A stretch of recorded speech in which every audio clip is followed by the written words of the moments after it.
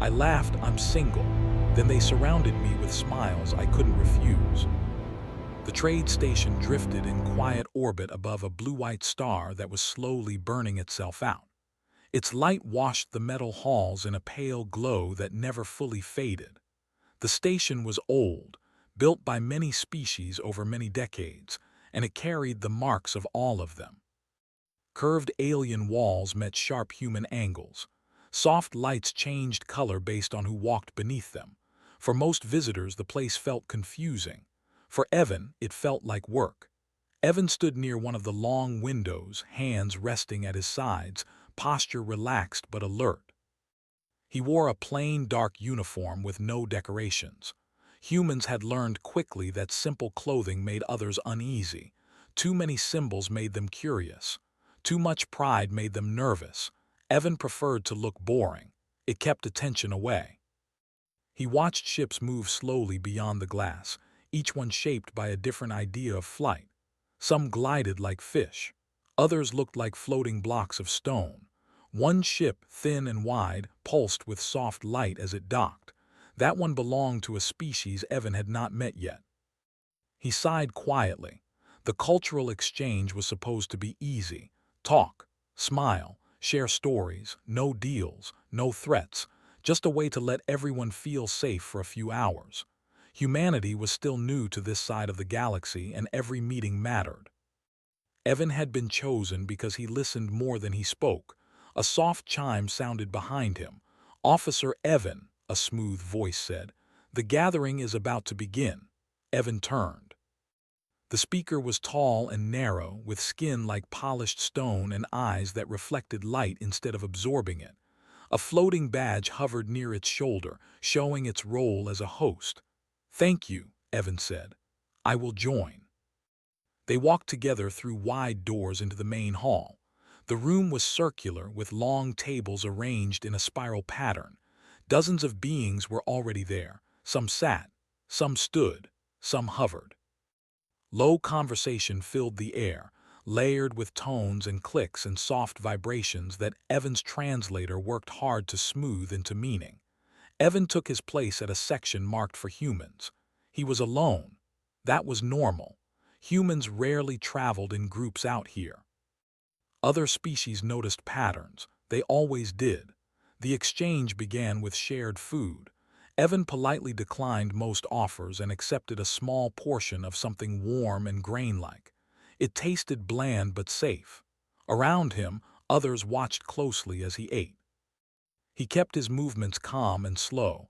Conversation followed. A short being with bright feather-like growths leaned toward him. "Human," it said, voice light and curious. "Is it true that your kind forms social bonds without chemical command?" "Yes," Evan replied. "We choose." The being tilted its head. "Strange." Another voice joined in, deeper and steady. "And those bonds," it said, "are they permanent?" "Sometimes," Evan said, "sometimes not." There was a ripple of quiet reaction at that. The questions continued, about Earth, about human history, about wars, music, families. Evan answered what he could and avoided what he could not. He had done this many times before. Most species were curious. A few were cautious. None had ever seemed eager. Then someone asked about partnership. It came from across the table, from a being whose face was smooth and almost unreadable. "Do humans require pairing for stability?" it asked. Evan smiled just a little. "No, many of us live alone." There was a pause. "Do you?" the being asked. Evan laughed softly. The tension in the room felt low, friendly. He did not think much of it. "Yes," he said, "I am single." The laughter died before it fully formed. The room went quiet in a way Evan had never felt before. Not silence, but attention. Every sound seemed to pull back, leaving space around his words. Evan's smile faded. He looked around. Several beings stared at him. Others leaned closer to one another. A few glanced toward the exits. Then slowly, one by one, they smiled. Not all smiles were the same. Some were wide, some were small. Some showed teeth that were not meant for smiling at all. But they shared a pattern. They lasted too long. Evan felt a tightness in his chest. He cleared his throat. I mean, he said carefully, that was just a personal detail, not important. No one answered. The host rose smoothly from its place. The exchange will pause, it announced. We will resume later. That seems sudden, Evan said. The host's eyes reflected his face. For safety. Around the room, beings began to move. Chairs slid back, bodies shifted. The spiral of tables seemed less open now, more like a coil tightening. Evan stood. Is there a problem? No problem, the host said. Please remain where you are. Evan did not like that. He took one step back. Two figures moved subtly to block the path behind him. They did not touch him. They did not threaten. They just stood there smiling. I think there has been a misunderstanding, Evan said, keeping his voice calm. In human culture, being single is normal. It is not an offer. Several beings exchanged looks. One made a low sound that the translator hesitated over before rendering as interest. The smooth-faced being spoke again. You declared availability without attachment, it said. That is not a joke. Evan felt cold. I declared nothing, he said. I was answering a question. Intent is less important than signal, the being replied. The host moved closer. Officer Evan, please accompany us to a quieter location. Am I being detained? Evan asked. No, the host said. You are being protected. Evan looked at the exits again. He noticed something he had missed before. The doors were still open, but security units now stood beside them. Their posture was relaxed. Their focus was not. Protected from what? Evan asked. The host did not answer. Instead, it gestured, and the figures blocking Evan stepped aside just enough to guide him forward. Not pushing, just close. Close enough that he could feel their presence. As they walked, Evan's mind raced. He replayed the moment in his head. The laugh, the words. He had said far stranger things in other meetings. None had ended like this. They moved through a side corridor away from the bright hall. The light here was dimmer, tuned to a neutral spectrum. The walls were smooth and undecorated. Where are we going? Evan asked. To an observation suite, the host said, where discussion can continue without interruption. That sounds like a holding room, Evan said. The host's smile did not change. Perspective differs. They reached a door that opened without sound. Inside was a wide chamber with a single table and seats arranged in a loose circle. No restraints, no visible weapons. The room felt calm by design. Please sit, the host said. Evan sat slowly. The others took places around him, leaving just enough space to feel polite. Before this goes further, Evan said, I want to be clear. I am a representative of humanity. I am not here to form personal arrangements. A tall figure across from him tilted its head. All arrangements are personal, it said. Some simply have wider effects. Another voice joined in. You may not understand the value of what you stated. Then explain it, Evan said. Because from where I am sitting, this looks like an overreaction. There was a moment of shared silence. Then the smooth-faced being spoke again. In many cultures, it said, to exist without bond is to be unstable, dangerous, or disposable. Your kind does not fit this rule. Evan frowned. We are not disposable. Precisely, the being said. You remain whole, unclaimed, free. The word free echoed in Evan's mind. The host folded its hands. A single human represents potential alignment without prior obligation, it said. That attracts attention. Evan's stomach tightened. You are talking about me like an asset. Several smiles widened. No, the host said. We are talking about you like a choice. Evan leaned back in his chair, heart pounding, though his face stayed calm. He understood now that the exchange had ended the moment he laughed. Whatever rules governed this place, he had stepped over an invisible line. I want to leave, he said. The host's eyes dimmed slightly. That may not be possible at this moment. Evan met its gaze. Then we do have a problem. No one argued. Outside the room, the station continued its slow orbit, unaware that a simple human joke had just shifted the balance of an entire gathering. And Evan, still officially free, realized that freedom was about to be tested in ways he had never prepared for. The room felt calm, but Evan knew calm could be built like a wall. Soft light filled the space without a clear source. The air was warm and steady, tuned to a level meant to relax most species. Evan did not relax. He sat still, hands resting on his legs, eyes moving slowly from face to face. The beings around him waited. None spoke. Their silence felt planned. Evan broke it. "If I am not free to leave," he said, "then I need to inform my command." The host tilted its head slightly. "Communication is limited during sensitive discussions." "That is not acceptable," Evan said. "Human policy requires open contact." Several of the others shifted. One of them made a sound like a low hum. The translator rendered it as uncertainty. "The human is firm," a broad-shouldered being said. Its skin shimmered faintly as it spoke. "That matches reports." Evan looked at it. "Reports?" The being did not answer him directly. Instead, it looked to the host.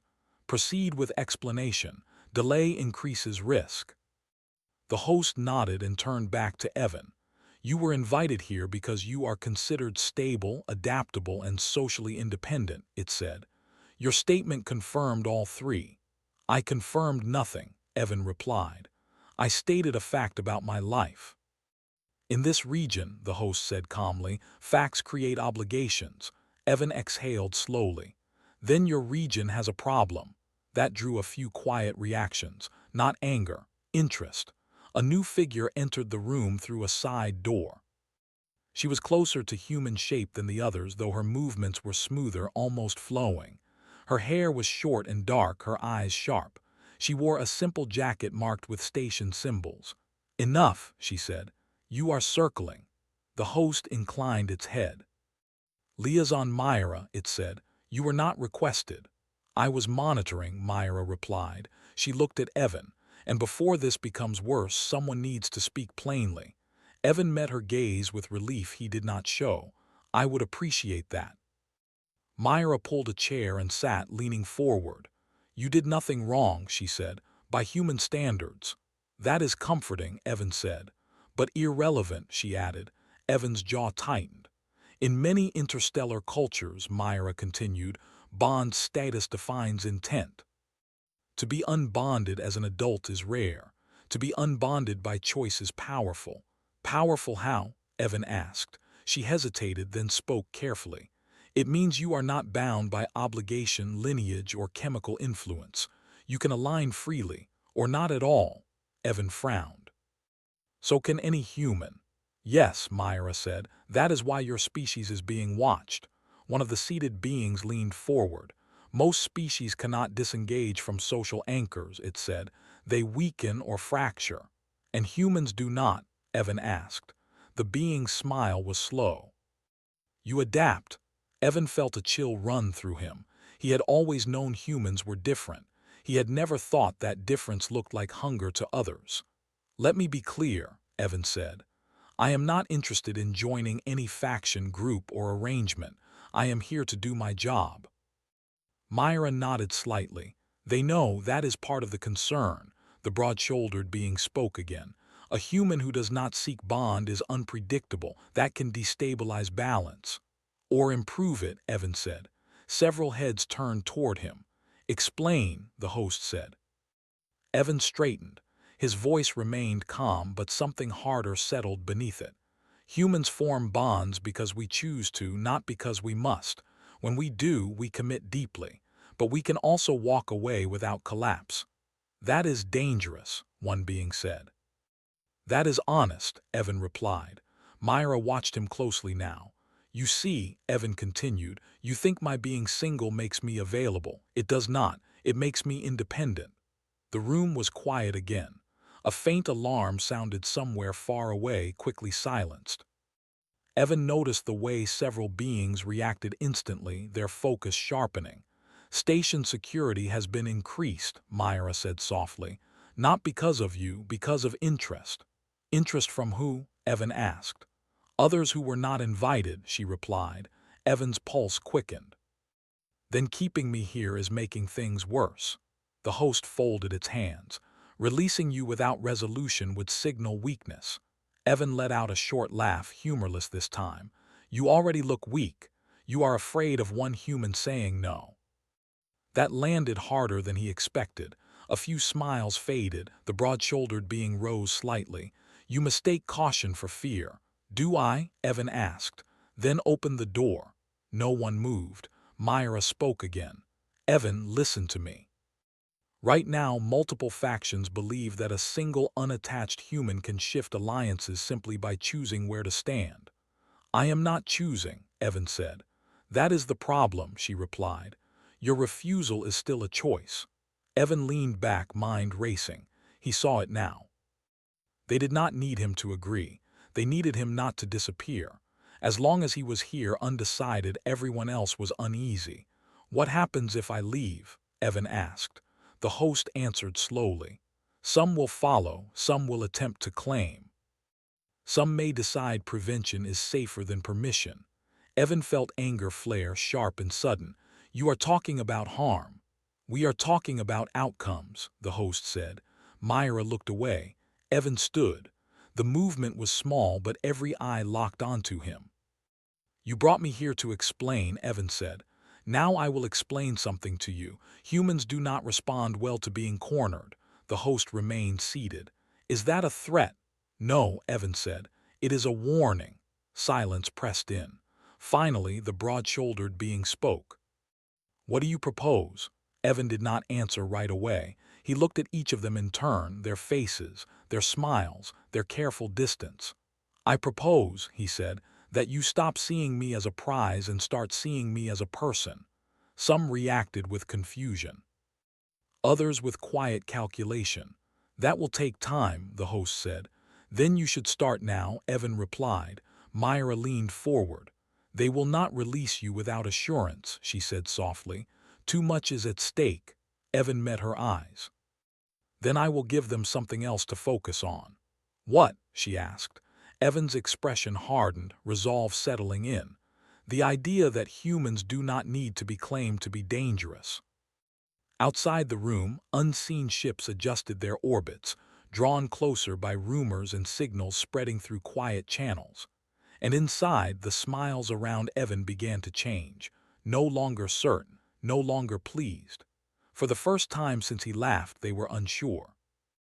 The uncertainty in the room lingered long after Evan's words settled. It was not fear yet, but something close to it. The kind that came when plans no longer fit the situation. Evan remained standing. No one told him to sit. That alone told him something had shifted. The host broke the silence. You speak as if your species stands alone, it said. Yet you are far from home. Evan nodded once. So are all of you. That answer drew several quiet reactions. Myra watched him with new attention. You believe distance weakens us, Evan continued. It does not. Humans learned long ago how to carry home inside themselves. The broad-shouldered being leaned back. You imply cultural resilience. I imply experience, Evan replied. The smooth-faced being studied him. Your history includes conflict at a scale few here understand. Yes, Evan said simply. And yet, it continued, you did not destroy yourselves. Evan's mouth tightened. Not for lack of trying. A faint ripple of sound moved through the group. Myra almost smiled. The host folded its hands again. You must understand our concern. A single unattached human can integrate into any social structure. That makes prediction difficult. Prediction is your comfort, Evan said, not your right. The broad-shouldered being rose fully now, towering over the table. You are one individual. Evan met its gaze without flinching. And yet here we are. The being paused, then slowly sat back down. Myra leaned forward. Evan, she said, if you want to leave this station safely, you need to offer something they can accept. Evan nodded. I know. He turned back to the others. You think humans are dangerous because we bond by choice. You are half right. Several heads tilted. We are dangerous, Evan said, because we remember who treated us like tools. The room felt colder. You fear what happens if I walk away unclaimed, Evan continued. You should fear what happens if you try to claim us. That is a threat, the smooth-faced being said. No, Evan replied. That is history, Myra inhaled slowly. You see a single human and imagine leverage, Evan said. But humans do not act alone for long. We talk, we share stories, we warn each other. The host's eyes dimmed slightly. You suggest consequences beyond this station. I promise them, Evan said. Silence followed. Not the planned kind this time. This one was heavy. Outside the room, station traffic shifted again. Signals bounced between ships, quiet and fast. Myra's console lit briefly before dimming. They are already watching, she said under her breath. Evan heard her. The broad-shouldered being spoke carefully now. What assurance do you offer that your departure will not destabilize existing alignments? Evan considered the question. None, he said. Several beings stiffened. But, he added, I offer something better, understanding. Explain, the host said. Evan paced slowly, just one step, then another. No one stopped him. Humans do not form loyalty through control, he said. We form it through trust. If you want stability, stop trying to own us. Start working with us. The smooth-faced being made a soft sound. Idealistic. Practical, Evan replied. Ownership breeds resistance. Partnership breeds defense. Myra nodded faintly. You want to know what makes humans dangerous? Evan asked. It is not our strength, it is not our numbers. It is that when we choose to stand with someone, we stand fully. The host looked thoughtful. And if we do not meet your terms, Evan stopped pacing. Then I remain here, he said, undecided, unclaimed, watched. That benefits no one, the broad-shouldered being said. Exactly, Evan replied. Myra exhaled slowly. He is forcing equilibrium, she said. By refusing resolution. The smooth-faced being looked at Evan again, eyes narrowing. You are more strategic than expected. Evan shrugged. I am human. The room's lights shifted slightly, responding to rising stress levels. The host raised one hand. We will confer, it said. Several beings stood and moved toward a side chamber. The door closed softly behind them, leaving Evan and Myra alone. Myra leaned back in her chair. You are walking a thin line. I know, Evan said. They could still detain you, she warned. They could, Evan agreed. But they won't. Why are you so sure? Evan looked at the closed door. Because they just realized something. What? That I am not the risk, Evan said. I am the test case. Myra studied him. And if they fail, then humanity learns who not to trust. The door opened again. The others returned, expressions more guarded than before. The host spoke first. Your proposal is unconventional. Most human solutions are, Evan said. You will not be claimed, the host said. Not here. Myra's shoulders relaxed slightly. However, the host continued, you will remain on the station until further agreements are established. Evan frowned. That is detention. That is caution, the host replied. Evan considered. Temporary. Yes, the host said. Defined, Evan added. The host hesitated, then nodded. Defined. Evan sat back down. It was the first time since the exchange began that he chose to. Then we understand each other, he said. The smooth-faced being watched him closely. You have changed the conversation. That was the point, Evan replied. As the meeting drew to a close, Myra walked beside Evan toward the exit corridor. You scared them, she said quietly. Evan shook his head. No, I reminded them. Of what? That humans are not rare because of biology, Evan said. We are rare because we refuse to be owned. Behind them, unseen ears listened and unseen minds calculated. The station remained in orbit, but the balance within it had shifted again. And somewhere beyond the hull, others were deciding whether humans were worth trusting or too dangerous to provoke. The corridor outside the chamber felt different now. The lights were brighter, sharper, and the air carried a faint vibration that Evan could feel in his bones. Myra noticed it too, her steps slowed. They raised the alert level, she said quietly. Evan nodded. Not for me. For everyone else, she replied. They stopped at a wide window that looked out over the docking ring. Ships crowded the view far more than before. Some were large and heavily shielded. Others were small, fast, and positioned with clear lines of movement. They came quickly, Myra said. Too quickly. Evan crossed his arms. Word travels fast when fear is involved. A group of station security units passed behind them, their movements precise. No weapons were visible, but Evan knew better than to believe that meant safety. They think you are the center of this, Myra said. I am the excuse, Evan replied. The tension was already there. They resumed walking. Evan's assigned quarters were ahead, though he doubted he would be sleeping. As they moved, Evan felt eyes on him from every direction, some curious, some calculating, some openly hostile. Inside his quarters, the door sealed with a soft tone. The room was simple: a bed, a table, a viewport showing the stars' slow, distant burn. You are not a prisoner, Myra said, but you are not free either. Evan sat on the edge of the bed. That is a familiar human position. Myra gave a short laugh, then grew serious. You forced them to reconsider, but you also made yourself a symbol. I did not ask for that, Evan said. No one ever does, she replied. A low chime sounded. Myra checked her console. They are meeting again, she said. Emergency session. External observers requested access. Evan looked up sharply. That is bad. Yes, Myra said, because observers do not come to listen, they come to judge. Evan stood. Then I need to be there. They will not invite you, Myra warned. Then I will invite myself, Evan said. She studied him for a long moment. You really believe this will work? Evan met her gaze. I believe doing nothing will fail, Myra sighed. Very human. She keyed the door. It opened. The council chamber was louder this time. Voices overlapped. Emotions bled into the air. New faces filled the room, some watching from elevated platforms, others projected as shifting light forms. When Evan entered, the noise dropped. That was not authorized, the host said. Evan walked to the center of the room. Neither was treating a human like an unstable resource. Several observers reacted at once.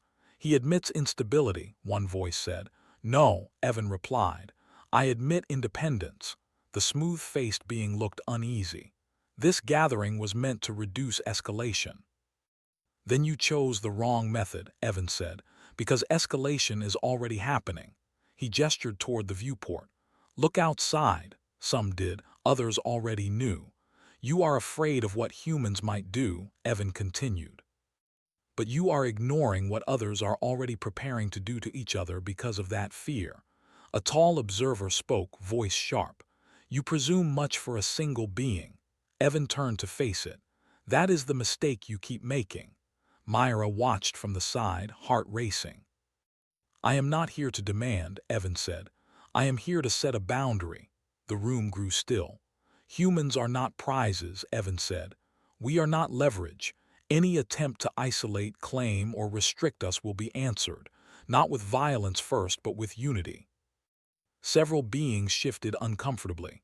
You cannot guarantee that, one observer said. Evan nodded. No, but you cannot prevent it either. The host spoke carefully. What do you propose? Evan took a breath. This was the point of no return. Open access, he said. Transparent agreements. Human envoys move freely, unbonded, unclaimed. Any cooperation is voluntary and reversible. That removes control, the tall observer said. Yes, Evan replied. That is the point, murmurs spread. And if others refuse, the observer pressed.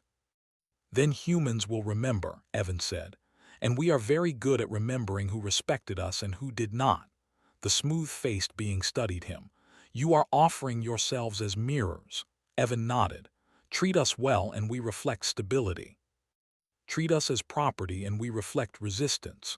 The room was silent for a long moment. Outside, one ship adjusted its weapons alignment. Another powered down, waiting. Finally, the host raised its hands. This council will not decide today. That is not enough, Evan said. No, the host agreed, but it is a start. Security signals shifted. Tension eased slightly, but not fully. Myra stepped closer to Evan. You just made yourself very visible. Evan nodded. That was always going to happen. As the meeting ended, messages began to spread beyond the station, faster than official channels could contain them. Stories changed with each telling, but the core remained the same. A single human stood in a room full of powers and refused to belong to any of them. And for the first time in a long while, the galaxy had to consider the idea that freedom itself might be contagious. The station did not sleep. Lights stayed bright. Corridors stayed active. Ships outside held position, waiting for a signal that did not come. Evan stood alone near the wide viewport at the edge of the council level, watching the dying star pulse slowly. Myra approached without sound. "They are still arguing," she said. Evan nodded. "They will. You pushed them further than anyone expected," she added. Evan did not turn. They pushed themselves. A quiet alert chimed through the station, not loud enough to panic but sharp enough to demand attention. Myra checked her console and went still. "One faction has moved ships closer," she said. "Another just withdrew support." Evan finally looked at her. "So it begins." Myra frowned. "This could turn violent." "It already is," Evan said. "Just not with weapons yet." Moments later, the host requested Evan's presence one final time. No guards escorted him now. That alone spoke volumes. The chamber was different, fewer voices, fewer smiles. The observers remained, but their confidence had thinned. The host spoke without ceremony. "Consensus has failed." Evan nodded. "I expected that." "However," the host continued, "unilateral action has been suspended." Myra exhaled softly. The tall observer leaned forward. "Your proposal threatens long-standing structures." "Yes," Evan said, "because those structures depend on control.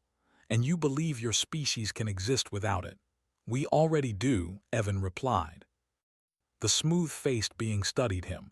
"If humans move freely, alliances will shift." "They always do," Evan said. "You just want to decide who shifts them." The observer's gaze hardened. "You are dangerous." Evan met it calmly. "Only to systems that require obedience." Silence followed. The host raised its hands. "A temporary resolution has been reached."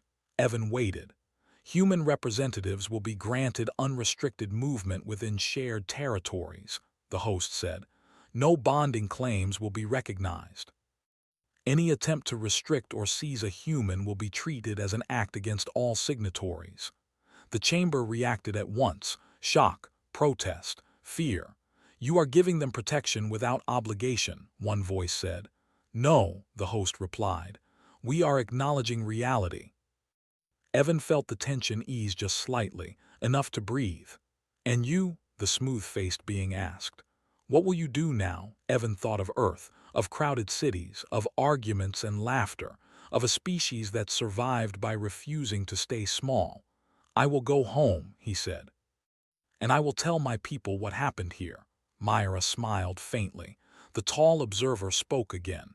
"And if others ignore this agreement," Evan's voice was steady, "then they will learn that humans do not need permission to stand together."